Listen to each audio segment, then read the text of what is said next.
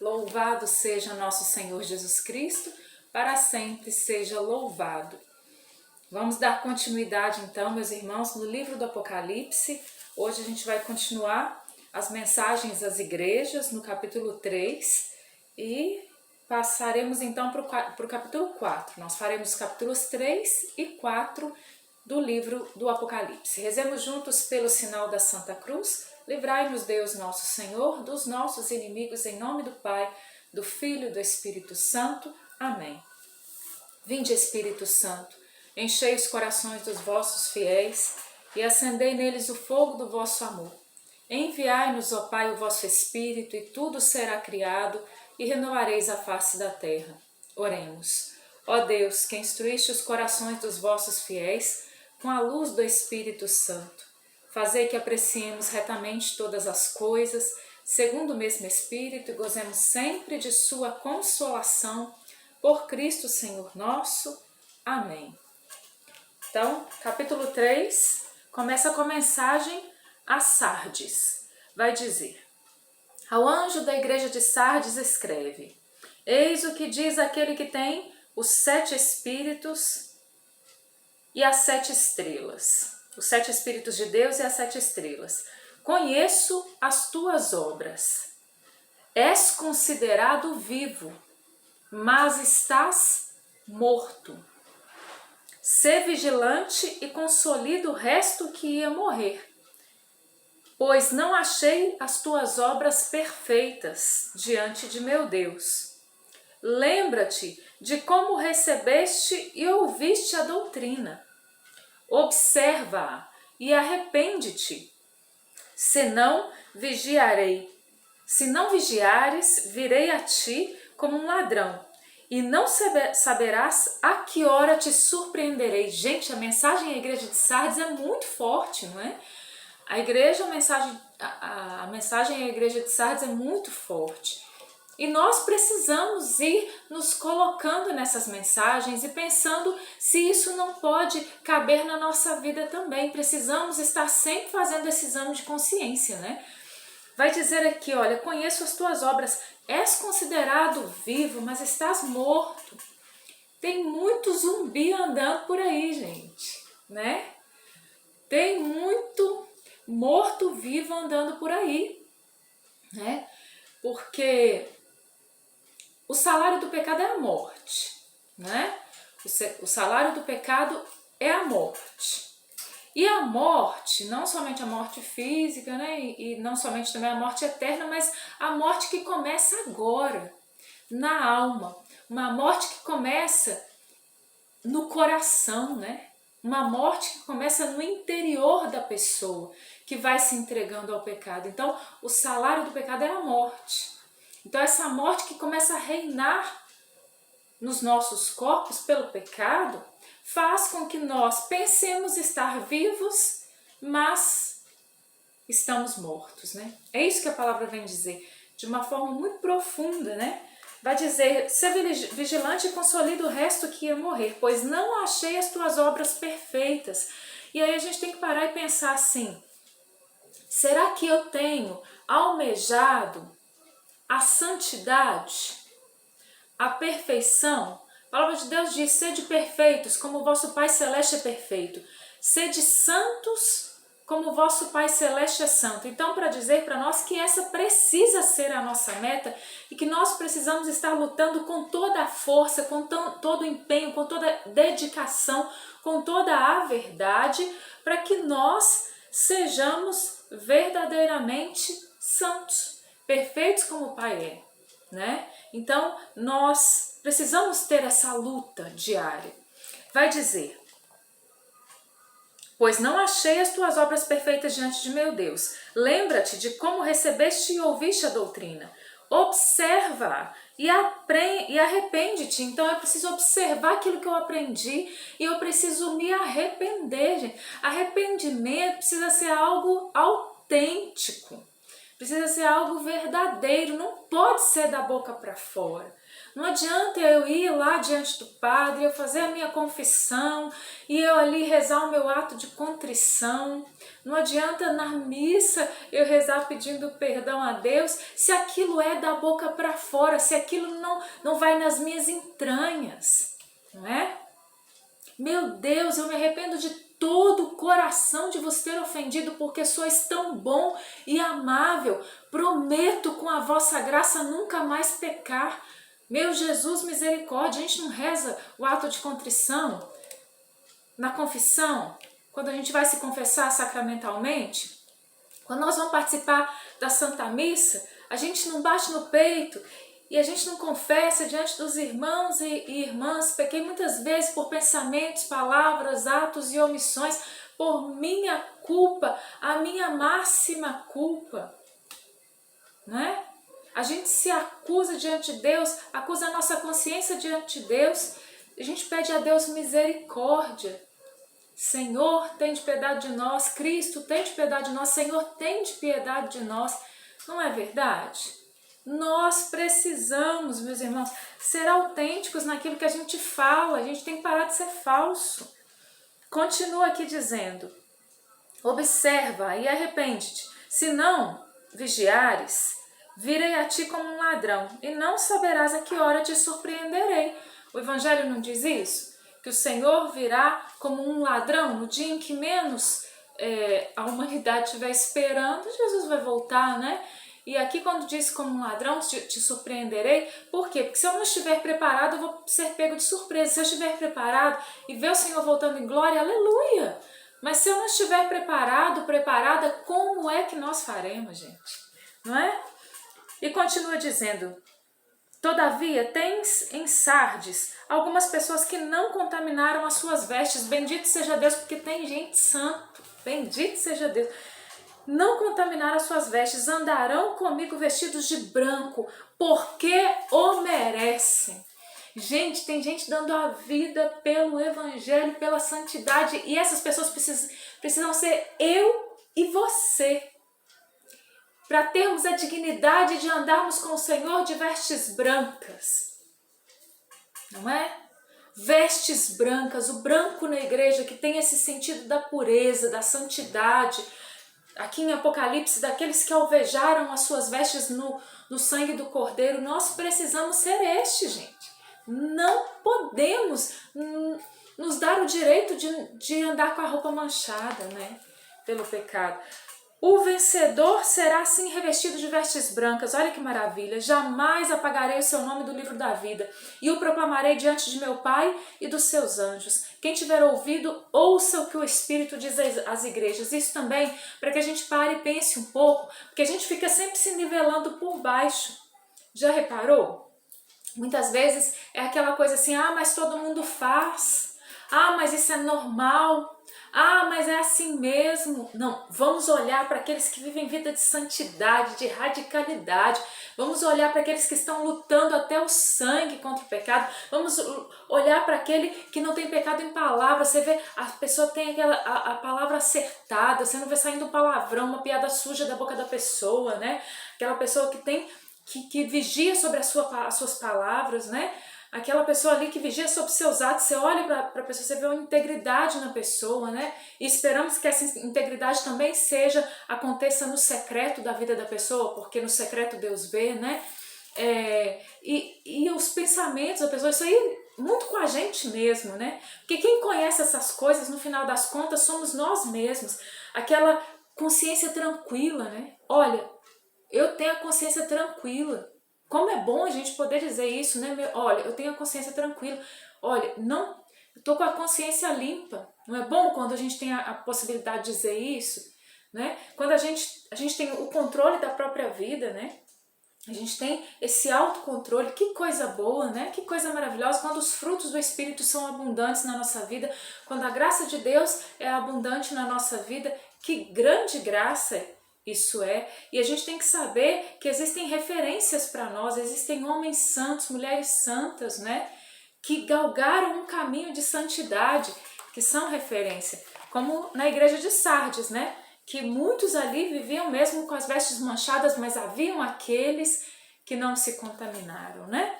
Agora a mensagem à igreja de Filadélfia. Ao anjo da igreja de Filadélfia escreve: eis o que diz o santo e o verdadeiro, aquele que tem a chave de Davi, que abre e ninguém pode fechar, que fecha e ninguém pode abrir.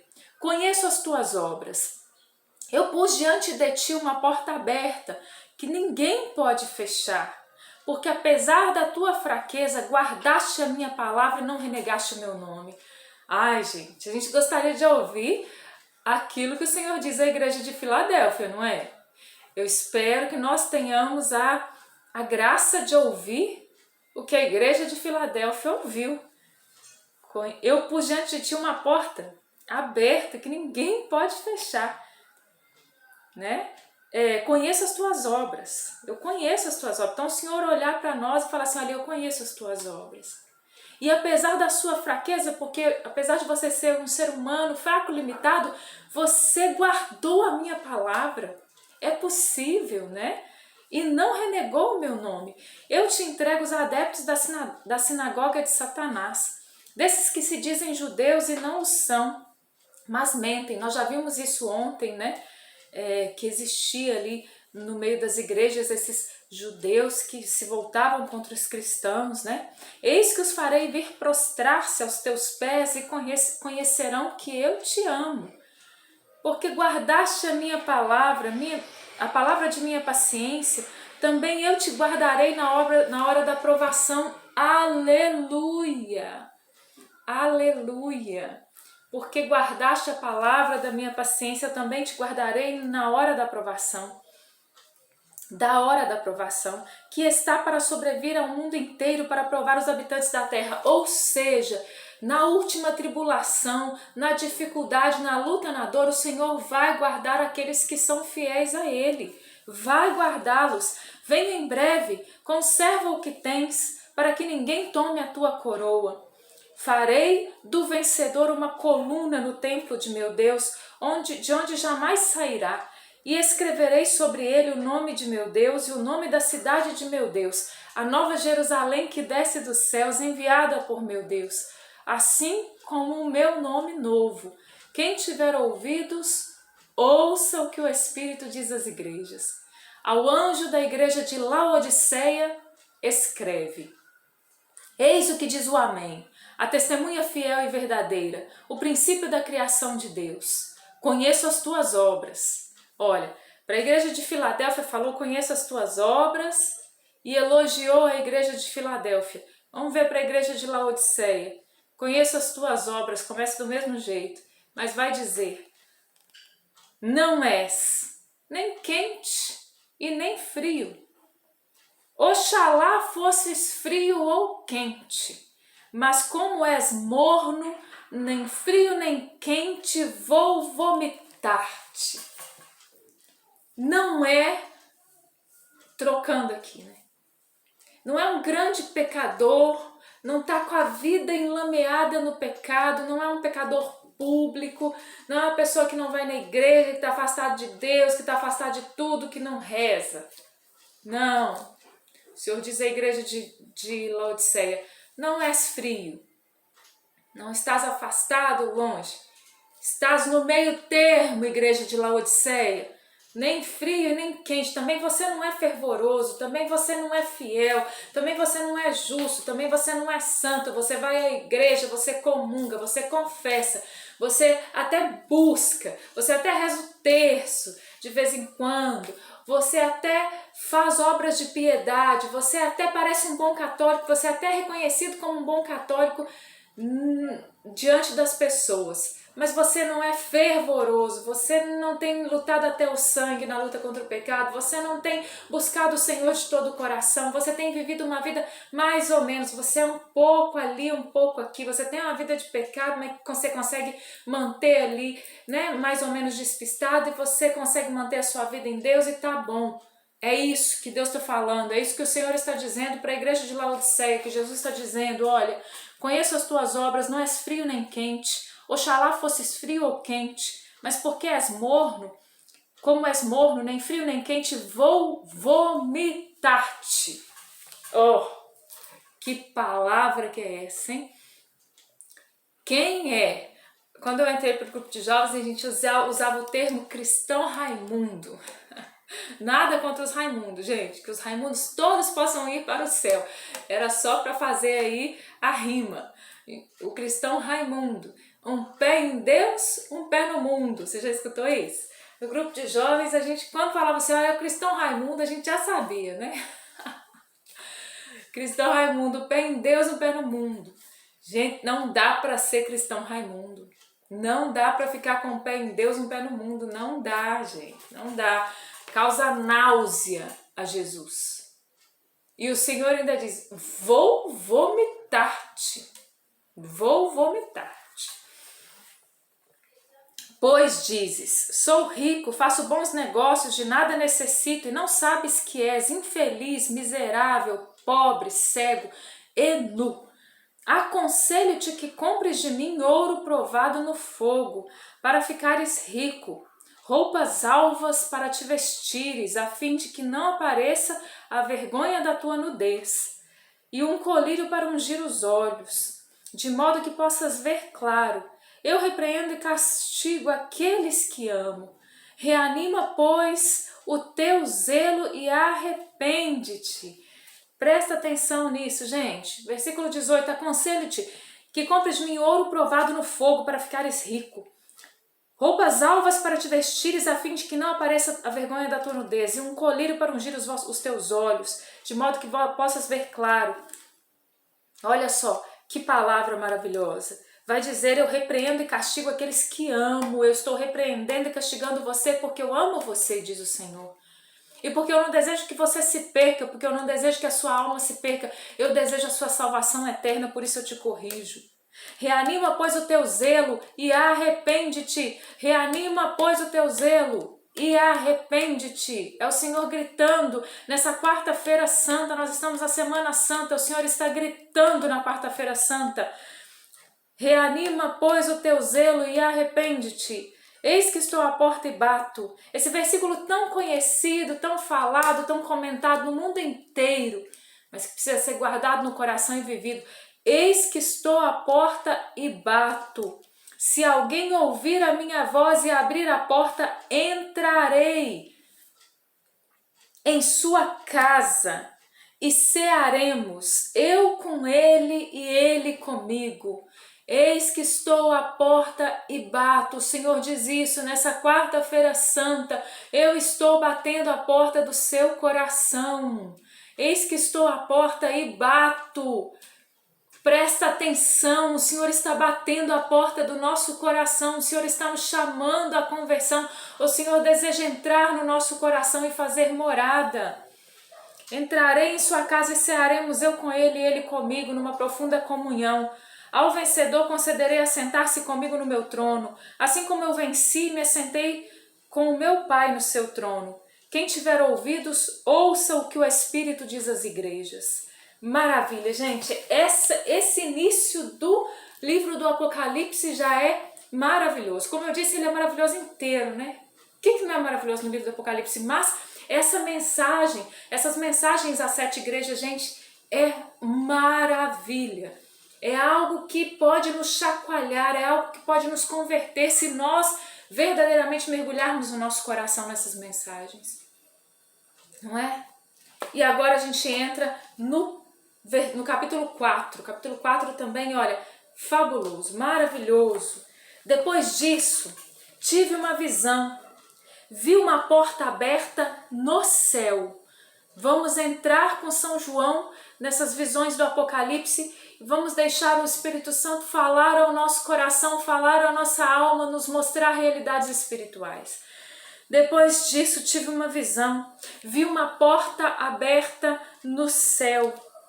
E a voz que falava comigo como uma trombeta: sobe aqui e eu te mostrarei o que está para acontecer depois disso.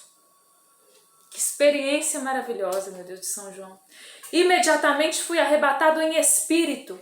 No céu havia um trono e nesse trono estava sentado um ser. E quem estava sentado assemelhava-se pelo aspecto a uma pedra de jaspe e de sardônica. Um halo semelhante a esmeralda nimbava o trono. Ao redor havia 24 tronos, e neles sentados 24 anciãos vestidos de vestes brancas e com coroas de ouro na cabeça. Do trono saíam relâmpagos, vozes e trovões. Diante do trono ardiam 7 tochas de fogo, que são os 7 Espíritos de Deus. Gente, o trono de Deus é maravilhoso. O trono de Deus é maravilhoso. Deus é maravilhoso. A visão que São João teve nesse capítulo 4 é algo extremamente maravilhoso.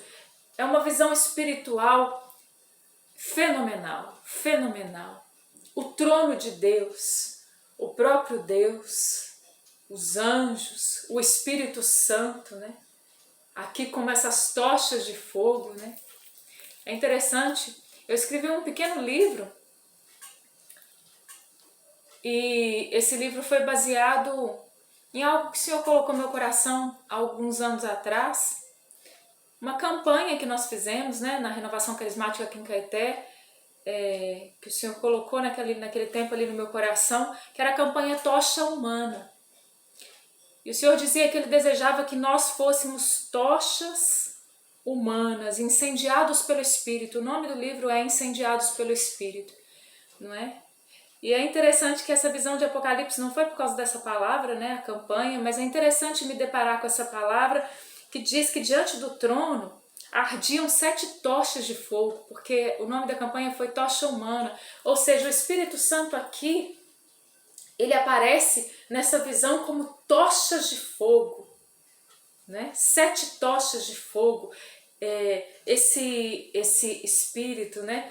Levando aqui a realidade dos 7 dons infusos, né, que são dados pelo Espírito Santo, esse Espírito Santo que se manifesta dessas 7 formas, mas 7 tochas de fogo, né?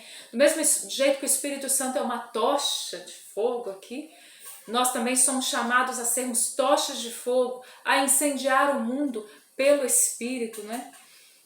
Havia ainda diante do trono um mar límpido como cristal, olha que maravilha.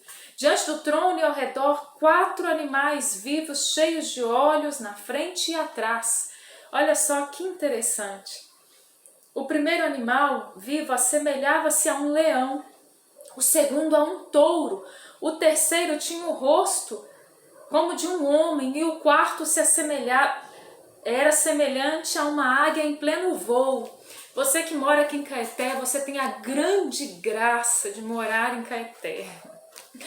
Cidade mais católica do mundo, embora precise muito de conversão, mas essa é a cidade mais católica do mundo, gente, que cidade maravilhosa. E a gente tem a matriz Nossa Senhora do Bom Sucesso, né? Aquela matriz Nossa Senhora do Bom Sucesso maravilhosa. E quando eu vou à matriz Nossa Senhora do Bom Sucesso, eu não me canso de olhar, né? Eu não me canso de olhar os altares, aquela coisa toda, mas eu gosto de olhar para o teto da matriz. E o teto da matriz é maravilhoso. E no teto, né, que cobre o corpo da matriz, lá tem os 4 seres vivos, né, representando ali os 4 evangelhos. Isso que está falando aqui em Apocalipse tem lá retratado, né? E aí tem ali os 4 evangelistas, na verdade nos remetendo aos 4 evangelistas, aos 4 evangelhos, tem essas figuras pintadas junto com eles ali, eles escrevendo o evangelho, e ali é retratada ao lado dele essas figuras, né? Ao lado dos 4 evangelistas. É maravilhoso, gente. A matriz Nossa Senhora do Bom Sucesso, ela fala por si só, ela evangeliza por si só. Charlene, por que as igrejas antigas têm tanta imagem? Já reparou que o corpo inteiro da matriz tem imagens? O altar-mor nem se fala, né, gente? Nossa, aquele Deus com um sorriso, Deus Pai com um sorriso maravilhoso ali. A presença do Espírito Santo na matriz inteira, você já reparou? Ali ao redor do Pai tem aquelas línguas, né? sendo repartidas ali, mostrando o Espírito Santo. Ali, em vários momentos, tem o Espírito Santo como uma pomba, mas também aqueles movimentos ali, né? Aquelas línguas que mostram um movimento na figura do artista ali, de aleijadinho, né? Tudo revestido em ouro. Gente, uma maravilha ali. E sempre em 7, né? Sempre 7. Tanto no altar mor, tem também aqui à esquerda um altar que tem o Espírito Santo. Então, outras referências ao Espírito Santo ali. Mas é uma coisa maravilhosa, maravilhosa, maravilhosa. E ali no teto, voltando, essa imagem do Apocalipse está retratada lá. Se você não reparou, próxima vez que for numa Matriz Nossa Senhora do Bom Sucesso, veja. Você que não é de Caeté, depois da pandemia, venha conhecer a Matriz Nossa Senhora do Bom Sucesso. Maravilhoso. E tem isso lá então. O primeiro animal vivo assemelha-se a um leão, o segundo a um touro, o terceiro tinha o rosto como de um homem e o quarto era semelhante a uma águia em pleno voo. Isso está lá pintado. Esses animais tinham cada um 6 asas cobertas de olhos por dentro e por fora. Não cessavam de clamar dia e noite. O que é que essas figuras então elas iam clamando ali na visão que foi dada a São João? Dia e noite eles clamavam: Santo, Santo, Santo, é o Senhor Deus, o dominador, o que é, o que era, o que deve voltar. E eles iam clamando dia e noite: Santo, Santo, Santo, é o Senhor Deus, o dominador, o que é, o que era e o que deve voltar. Santo, Santo, Santo, é o Senhor Deus, o dominador, o que é, o que era, o que deve voltar. Gente, é a liturgia celeste, é a liturgia celeste. Por isso que nós, quando celebramos aqui a Santa Missa, um dia uma pessoa me disse assim, mas a liturgia é dos homens, a pessoa disse, né?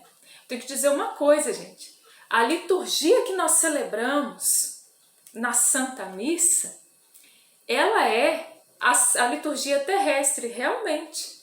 Ela é daqui, não é? Para nós que estamos aqui. Mas ela se une à liturgia do céu. Por isso a Santa Missa ela é tão sobrenatural, porque a liturgia celeste ela se une à liturgia terrestre e se torna uma só liturgia, né? Algo místico, algo maravilhoso. E continua então. E cada vez que aqueles animais rendiam glória, honra e ação de graças àquele que vive pelos séculos dos séculos, os 24 anciãos inclinavam-se profundamente diante daquele que estava no trono e prostravam-se diante daquele que vive pelos séculos dos séculos e depunham suas coroas diante do trono, dizendo: Tu és digno, Senhor, nosso Deus, de receber a honra, a glória, a majestade, porque criastes todas as coisas e por tua vontade é que existem e foram criadas. Gente, isso como uma constante no céu. Foi mostrado a São João que isso é uma liturgia constante, constante, constante, constante, constantemente vai acontecendo isso, constantemente clamam: Santo, Santo, Santo, é o Senhor Deus, o dominador, o que é, o que era e o que deve voltar. E aí constantemente os 24 anciãos aqui representados, os anjos se prostrando diante de Deus e depondo diante do Senhor a sua coroa e dizendo: Tu és digno, Senhor, nosso Deus, de receber a honra, a glória e a majestade, porque criastes todas as coisas e é por tua vontade que existe e foram criadas. Qual deve ser a nossa adoração a Deus, nós que estamos aqui na terra? Qual deve ser o nosso reconhecimento da majestade daquele que é santo, daquele que é justo, daquele que é forte, daquele que é poderoso, daquele que é digno de receber toda a honra, toda a glória, toda a majestade, daquele que é santo, santo, santo, como nós rezamos na nossa liturgia. O Senhor Deus do universo, o céu e a terra proclamam a glória do Senhor. Hosana nas alturas, não é isso que nós cantamos? Não é isso que nós rezamos? Gente, às vezes é uma baianagem na hora do santo, me perdoa dizer na missa. Pelo amor de Deus, gente, não vamos ficar fazendo bagunça na hora do santo, não. é algo tão maravilhoso, né? Entra, as pessoas ficam ali dançando, cantando, viajando na maionese na hora do santo, me desculpe dizer. Está preparando o seu coração para entrar na liturgia eucarística. Por isso, nesse momento, nós nos unimos então a essa liturgia celeste e nós dizemos santo, santo, santo. É o Senhor, meu Deus do céu, né? Gente, como deve ser a nossa adoração? Nós entramos na missa de qualquer jeito, nós participamos da Santa Missa de qualquer jeito, me perdoe dizer, mas hoje em dia uma dessacralização total das coisas, né? As pessoas não têm noção do valor da Santa Missa, entram com qualquer roupa na Santa Missa, parece que lá vai para uma balada.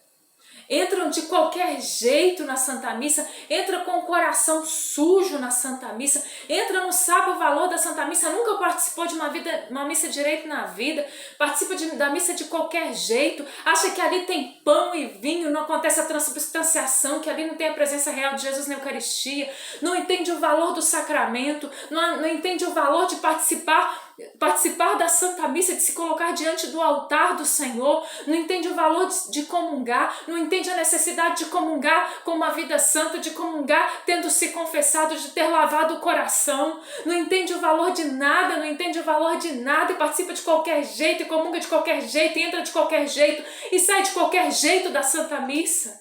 Até quando nós vamos participar da Santa Missa de qualquer jeito? Até quando nós vamos dessacralizar o que é santo? Infelizmente hoje até mesmo na hierarquia da igreja, me perdoe dizer, mas até mesmo na hierarquia da igreja, até mesmo entre os padres, a gente escuta como se a missa fosse qualquer coisa. Olha, participar da missa, não importa se é a missa, se é a celebração da palavra, não importa, é tudo a mesma coisa. Já escutei seminarista falando, olha, se alguém chegar e disser ali que o pão de padaria é Jesus, quem é que vai dizer que não é? Gente, para de falar abobrinha em nome de Jesus. Você está falando da liturgia, você está falando da Santa Missa, você está falando do santo sacrifício de Jesus que acontece na missa, você está falando de quê? A gente tem que ter consciência do que é sagrado, das coisas de Deus. A gente se coloca numa adoração ao Santíssimo, como se ali tivesse uma coisa inerte diante de nós. Não um Deus vivo, único e verdadeiro, diante do qual o céu inteiro se prostra constantemente. Diante de Jesus no céu, gente, o céu inteiro está prostrado diante dele, os anjos se prostram diante dele, o adoram constantemente. E nós que somos filhos de Deus, criados à imagem e semelhança de Deus, nós nos colocamos diante do Senhor como se Ele fosse uma coisa qualquer, e nós maculamos e nós manchamos aquilo que deveria ser sagrado, a adoração. Nós não somos capazes de manchar Deus, nós não somos capazes de manchar o que é sagrado, mas daquilo que parte de nós, não é? A nossa adoração que deveria ser limpa, ela é manchada, né? A nossa participação na Santa Missa, que deveria ser limpa, ela é manchada. Que o Senhor nos preserve disso, meus irmãos, e que nós tenhamos o profundo desejo de adorar a Deus, em espírito e em verdade. Ave Maria, cheia de graça, o Senhor é convosco, bendita sois vós entre as mulheres, bendito é o fruto do vosso ventre, Jesus. Santa Maria, Mãe de Deus, rogai por nós, pecadores, agora e na hora da nossa morte. Amém. Ensina-nos, Mãe, a adorar o Teu Filho Jesus, a adorar ao Pai, a adorar ao Espírito Santo, a Santíssima Trindade. Glórias ao Pai, ao Filho e ao Espírito Santo, como era no princípio, agora e sempre. Amém. Em nome do Pai, do Filho e do Espírito Santo. Amém. Eu gostaria de continuar esse vídeo, mas vai cair. Mas você entendeu aquilo que o Senhor deseja de nós. Louvado seja o nosso Senhor Jesus Cristo.